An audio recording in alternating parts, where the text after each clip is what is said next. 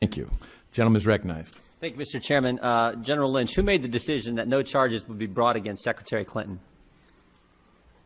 Congressman, with respect to that decision, I had determined that I would accept the recommendation of the team. So I made that known. Who ultimately made the decision? I made that known, and then when the recommendation was given to me, I did accept that recommendation. So did you ultimately make that decision, or did Director Comey?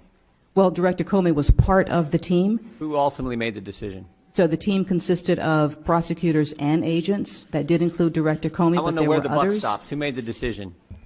As I indicated before, I had previously decided that I would accept their recommendation when they made it to me. Are you saying you made the decision? Their recommendation. Are you saying you made the decision? I had previously indicated I would accept their recommendation. Okay, so on July 1st, let's just run through that. On July 1st, you said, I'll accept the recommendations of the FBI. Mr. Comey didn't announce his decision until July 5th, and he said that he didn't talk to you beforehand. Now, I assume it's not unusual for the Attorney General to accept the recommendations of the FBI and the career prosecutors and the team, as you've so often cited. What is unusual is to make a big, bold public announcement that you're going to do it. It's one thing to do it. I assume it happens all the time. It's another thing to announce ahead of time you're going to do it. So here's what I'm having trouble with, and I guess a lot of people are having trouble with. If you commit and announce that you will abide by the FBI's decision before they even finish their investigation, then how can you also say ultimately it was your decision? Well, Congressman, as I've indicated, I accepted their recommendation. I had indicated. So are you? What I want to know is, was it not your decision, or was it your decision? Because it seems to me you can't have it both ways. You can't say I'm the Attorney General and I decide, but yet I'm going to take their recommendations even before they make their recommendations. I had indicated that I would be accepting their recommendation because I wanted to make it clear that any conversation that I might have had with the former president would have no impact on the team or the review or the investigation. You ever do this before?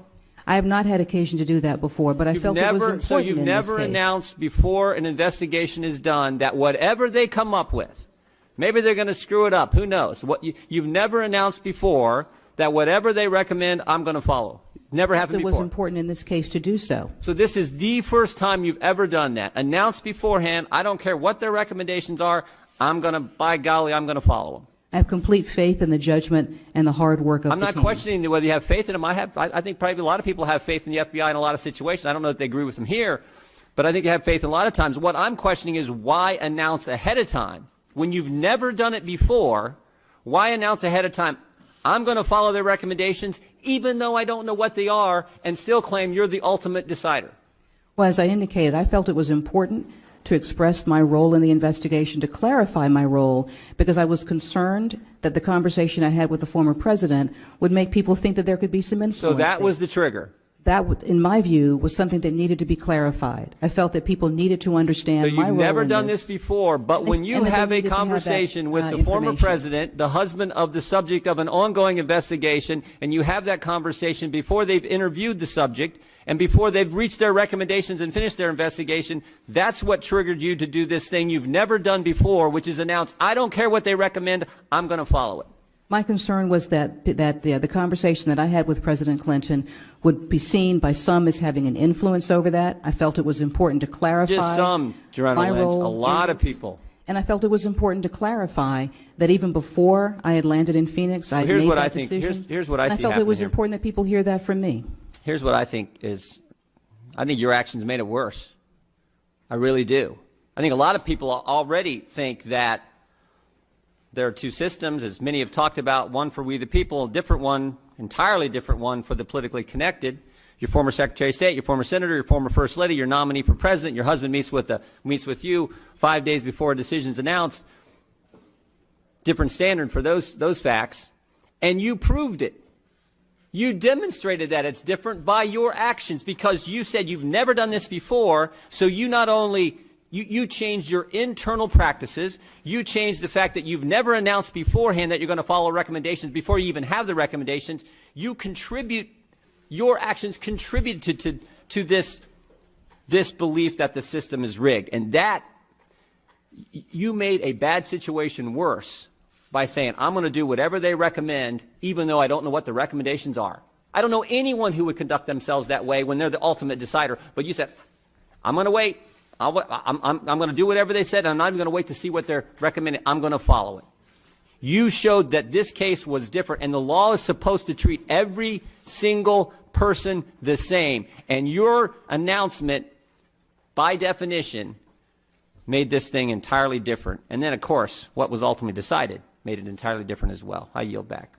Give you some. The gentleman from Utah, Mr. Chaffetz, for 5 minutes, and then we will recess to give the general an opportunity for a brief break, but we'll resume immediately after. I thank the Chairman and Madam Attorney General. Thank you so much for being here. Afternoon. Does an individual need a security clearance to review or have access to classified material? Congressman, that issue will be dependent upon the agency for whom they worked and the nature of the work that they did. With respect to every agency, and the agency would make that decision and determination. Is it legal or illegal to share classified information with somebody who doesn't have a security clearance? Congressman, it depends on the facts of every situation. You'd have to determine how that sharing occurred. You'd have to determine the means. You'd have to determine, the reason, the intent. Certainly, depending upon how you viewed the statute, it could go any number of ways. Do you think there is a scenario in which you could share classified information with somebody who doesn't have the requisite security clearance? No, I would not draw that conclusion. I would say that I'm not able to answer it as a hypothetical, but that there are a number of factors that would go into the decision, and one could have any number of results. Is it legal or illegal to provide access to somebody who doesn't have the requisite security clearance to view classified material? To provide access? Yeah. Again, again, I'd need more facts on the hypothetical, but I would look at a number of things, and depending upon how you reviewed it, it could go any number of ways. Is it legal or illegal to store, house, or retain classified information in a non-secure location? Again, I would refer you to the statute. One could, in fact, have liability, again, depending upon the nature and facts and Do you circumstances. have any examples of where it's legally acceptable to retain classified information in a non-secure location? I don't have a hypothetical answer for that. Is it legal or illegal to provide false testimony under oath? There are a number of statutes that cover that, both at the federal and state level. There are a number of ways in which that could be found. There's a difference between prosecuting something and whether it's legal or illegal. You know, these questions are pretty simple, and we've got millions of people with security clearance. How are they supposed to go through the gyrations that you've laid out in order to make a simple determination? Congressman, if we had a specific fact situation or fact pattern, that could be reviewed. I'm just when asking, it comes is to a it hypothetical situation, it would be unfair to come up with a blanket answer to someone without reviewing all the facts of their situation. I'm asking if it's legal or illegal to share classified information with somebody who doesn't have a security clearance. Again, I would refer you to the appropriate statutes, and I'd refer you to the facts of every situation. It would be unfair to give a blanket answer to every hypothetical. Why aren't we telling all the federal employees and contractors who have access to classified information, those in our military, why aren't we telling them, you can't do this, it's against the law? Why can't you say that? We give them guidance. Again, every agency does. We give them examples. We give them information as to how to make those decisions. We show them. And again, every information provides, every agency provides why is that, the law not sufficient guidance? You believe, is there a flaw in the law? Or is there a suggestion on the law? I mean, I don't have a comment on the state of the law. My answer is that in order, somebody asked me to consult an attorney, and you are the Attorney General. And I think you're sending a terrible message to the world, to those people who are trying to make some simple decisions. The lack of clarity that you give to this body, the lack of clarity on this issue is pretty stunning. These seem like simple issues. Let me ask you, the team that you talk about in the Secretary Clinton email scandal, outside of the FBI, who was on that team that you refer to that made the recommendation? as I indicated before, they would be career prosecutors. Okay, so they're prosecutors. Anybody else on the team that was a participant in the investigation? Not to my knowledge. I'm not sure if you're referring to anybody else. Can you give me some further context for that? I don't know, like if they go back and do security clearances, determine classification, whether it's secure or non-secure, I would think that there'd be somebody outside of the FBI that would help you make those determinations. Well, the Department of Justice team would be Department of Justice employees. I'm trying to ask specific to which departments within the department. I mean, Department of Justice is a large organization, right? FBI is part of that. Prosecutors are part of it. Who above and beyond prosecutors in the FBI was involved in this investigation? As I've indicated before, the DOJ team was composed of the career lawyers and seasoned agents in there. I'm not sure if you're asking about something outside of DOJ. I didn't know if there was another unit or other people that were part of it. That was my question. My time has expired. I wish I had about 20 more minutes. Thanks, Mr. Chairman. Yield back.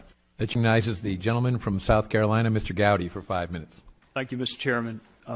Madam Attorney General, the central issue to me is this perception, frankly rooted in some realities of a dual-track or two-tiered justice system. And I know that you have dedicated your career to the pursuit of justice. I know you work for a blindfolded woman who's holding nothing but a set of scales. And I think it's important that she's blindfolded because she shouldn't see the race, the gender, the socioeconomic status, the fame or lack of fame of the person in front of her. And I'm sure you've experienced it like some of the rest of us. It's not just the suspect or the target or the defendant.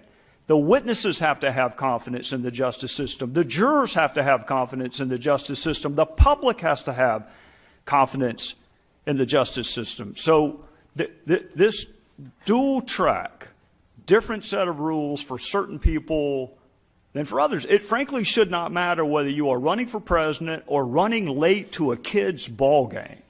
The same rules ought to apply to everyone. So let me ask you this. Why do you think it's important to use official email to conduct official business? I believe it's important to do that. I think that certainly every department has chosen to craft the way in which they carry out their business, and it provides for a way of doing business in a secure system. So you use official email to conduct official business? Yes, sir, I do. Okay.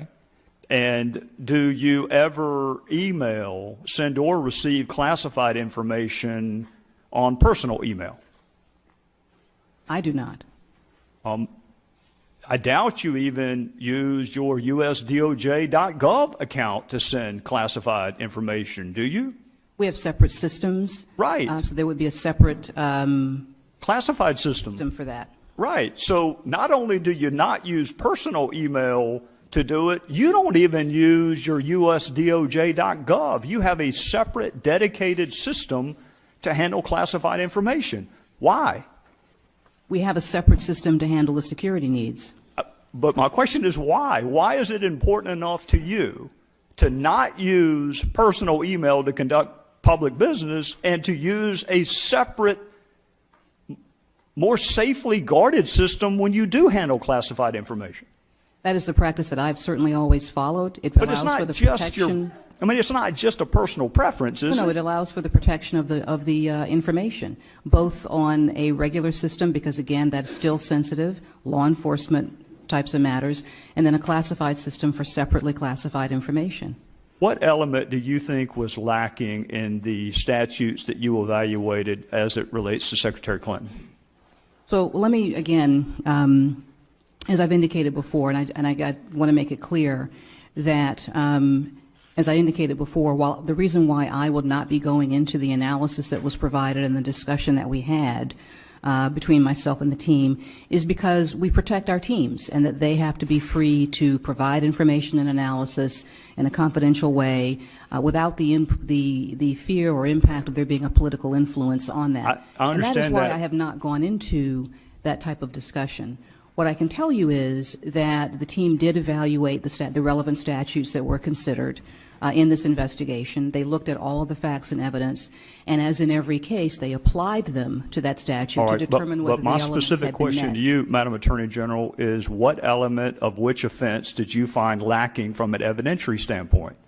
Well, I would say that in order to answer that, I would have to go into the entire level of analysis. Don't you think Yes. public perception in a single track justice system is important enough that you could at least touch on what you thought was lacking?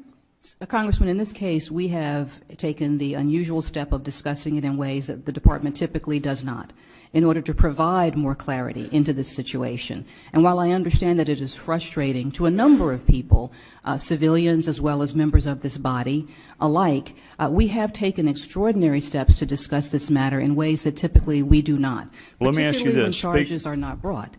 And as I indicated before, just so it's clear, my reasons for not going into the substance of the information that I receive and review before I made my decision to accept the recommendation are that the teams that I work with, whether it's this case or any other, be free to provide confidential analysis, discussion, without the input of any With all due kind of respect, political Madam Attorney General, influence. you can do all of what you just described and still tell the people what element. I mean, the elements of a criminal offense are public, so there's no secret there. And for you to go through the elements and say, as Director Comey did, he said there was no specific intent. I'm out of time, but I suspect you have prosecuted reckless homicide cases, haven't you? In the context of violent crime. How about involuntary manslaughter? For the department or personally? Can No, you just clarify? as a prosecutor. There's My involuntary violent crimes manslaughter. have involved There's reckless homicide. homicide. There's felony DUI where you really didn't mean to hurt anybody. You really didn't, but you did. And this lack of specific intent is not a defense in any of those cases. So I think the public would like to know how you determined she did not have the intent to break the law and why you are applying a specific intent requirement here when you don't even do it in certain homicide cases. Well, Congressman, as I've said, I think you've mentioned a number of state cases there. But as I've said, the reason why I am not going into the discussion I had and providing that particular level of information, although the FBI director did choose to do so, is that the information the team provides to me on this or any other case has to be given in a zone of confidentiality so that they can be clear and sure that there's never a political overtone to their decisions, nor will I apply one in accepting their decisions. That's why we have taken the unusual steps of providing greater information, as frustrating as that has been for a number of people to have additional information. That's why I took the unusual step of clarifying my role in this investigation.